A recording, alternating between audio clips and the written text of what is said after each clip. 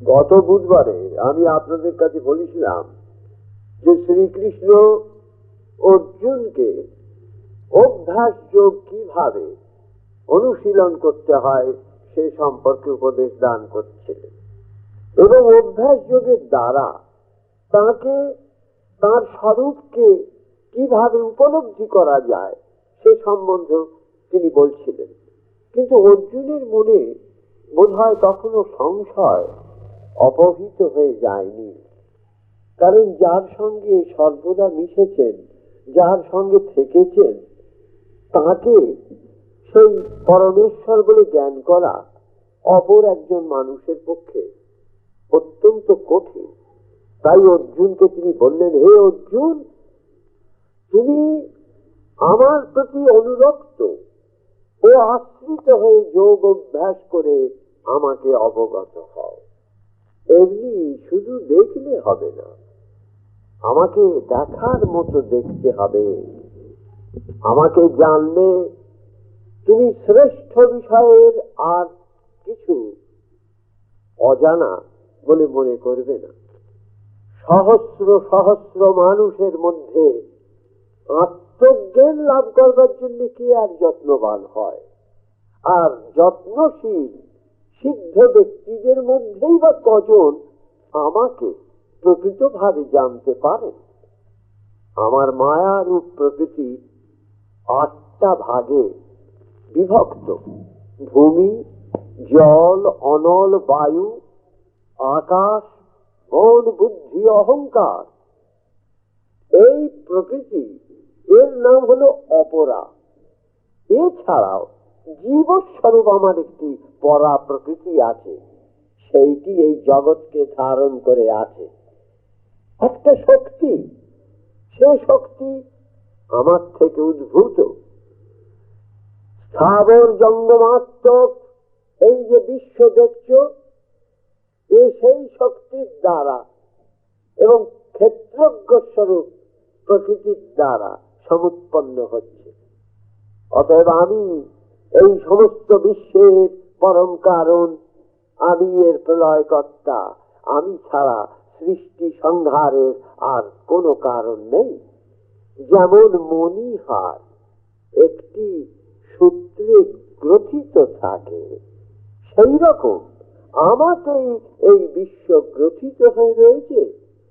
আমি জলে রসরূপ হয়ে রয়েছি, চন্দ্র সূর্যে প্রভা হয়ে বিরাজ করছি, সমুদায় বেদে ওঙ্কার রূপ নিয়ে আমি রয়েছি, আকাশে শব্দ রূপে, মানুষের পৌরুষ রূপে, পৃথিবীতে পবিত্র গন্ধ রূপে, অনলে তেজ রূপে, সর্বভূতে জীবন রূপে ও তপস্বীদের তপরূপে বিরাজ করছি।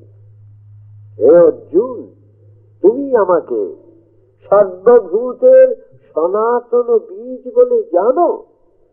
আমি বুদ্ধিমানদের তেজ, তপস্বীদের তেজ, বলবানের বল, সর্বভূতের কারণ কাম। যে সমস্ত সাত্ত্বিক, রাজসিক ও তামসিক ভাব আছে, তা আমার থেকেই উৎপন্ন ও তারা আমারই অধীন। কিন্তু আমি কোনোভাবেরই বশীভূত নই। জগতের সকল জীব এই ত্রিগুণাত্মিক ভাবে মোহিত হয়ে আমি কে তা কিছুতেই জানতে পারে না। অলৌকিক গুণময়ী আমার এক দুস্তরা মায়া আছে, যারা শুধু আমাকে আশ্রয় করে, শুধু তারাই সেই মায়া অতিক্রম করতে সক্ষম হয়।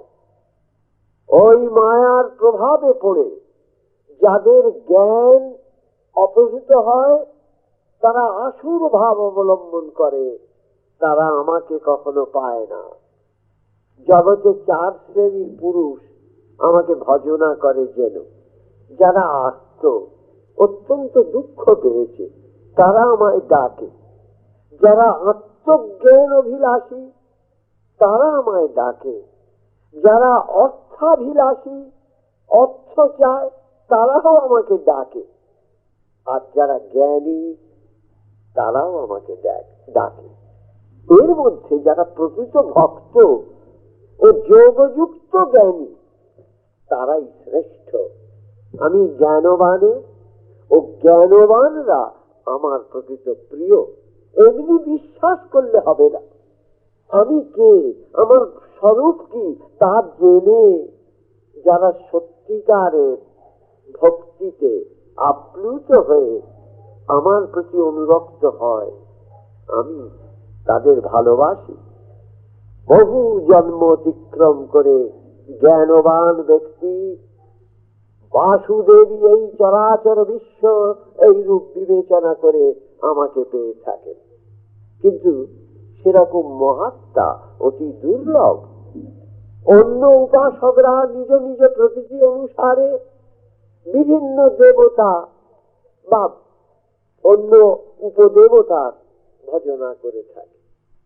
যে যে ভক্ত শ্রদ্ধা সহকারে যে কোনো দেবতার ভজনা করেন, আমি তাদের মনে সেই অচলা শ্রদ্ধা প্রদান করে থাকি। দেবযাজী ব্যক্তিরা তাদের আরাধ্য দেবতাকে লাভ করে, আর আমার ভক্তরা আমাকে পেয়ে থাকে। আমি কিন্তু অভক্ত, কিন্তু নির্বোধ লোকেরা আমার অব্যয় আর শ্রেষ্ঠ স্বরূপ না জেনে কখনো মনুষ্য, মিন বা কুর্ম রূপে আমাকে ধারণা করে, ভাবে এই শ্রীকৃষ্ণ।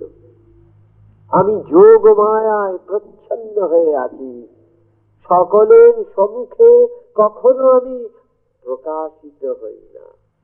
তাই আমি যে অব্যয়, আমি যে জন্মহীন, এ কথা মূঢ়েরা জানতে পারে না।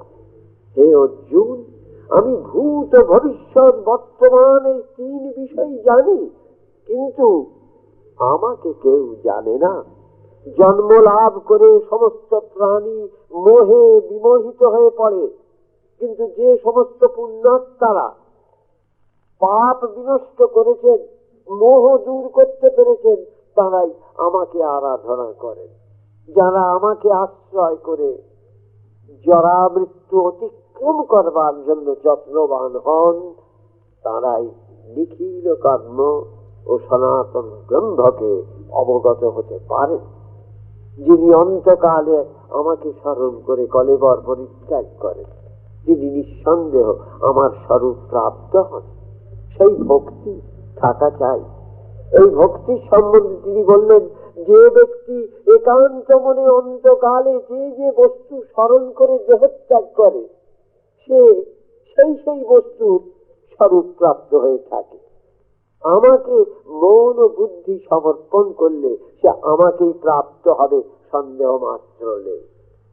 হে অর্জুন, অভ্যাস অবলম্বন করে অনন্য মনে যে অন্তকালে দিব্য পরম পুরুষকে চিন্তা করে, সে তারই মধ্যে লীন হয়। যে ব্যক্তি মৃত্যুর সময় অবিচলিত ভক্তি ও যোগ বলে পরম পুরুষকে চিন্তা করে, সে তাকে পায়। মহাত্মারা আমাকে প্রাপ্ত হয়ে আর কোন সময় দুঃখের আলয় অনিত্য পুনর্জন্ম প্রাপ্ত হন না। সেই পরম পুরুষকে একান্ত ভক্তির দ্বারাই প্রাপ্ত হওয়া যায়। সমস্ত প্রাণী ও সমস্ত ভূত সকল তাঁরই মধ্যে অবস্থান করছে। তিনি এই বিশ্বে ব্যক্ত হয়ে রয়েছেন। যোগী ব্যক্তি জগতের প্রকৃতি গতি কি তাই জেনে কখনো বিমোহিত হন না। অতএব অর্জুন, তুমি যোগানুষ্ঠান পরায়ণ হও। শাস্ত্রে বেদ, যজ্ঞ ও তপস্যার দ্বারা যে সমস্ত ফল পাওয়া যায় বলে বলা আছে, জ্ঞানীরা তা জেনে শ্রেষ্ঠ ফল লাভ করেন এবং জগতের মূল কারণ বিষ্ণুপদ প্রাপ্ত হন। আজ এই পর্যন্ত। আগামীবারে শ্রীকৃষ্ণ অর্জুনের মোহ অপসারণ করবার জন্য আর কি বলেছিলেন শ্রীমদ্ ভগবত গীতা থেকে, তার সেই বাণী আপনাদের কাছে প্রচার করব।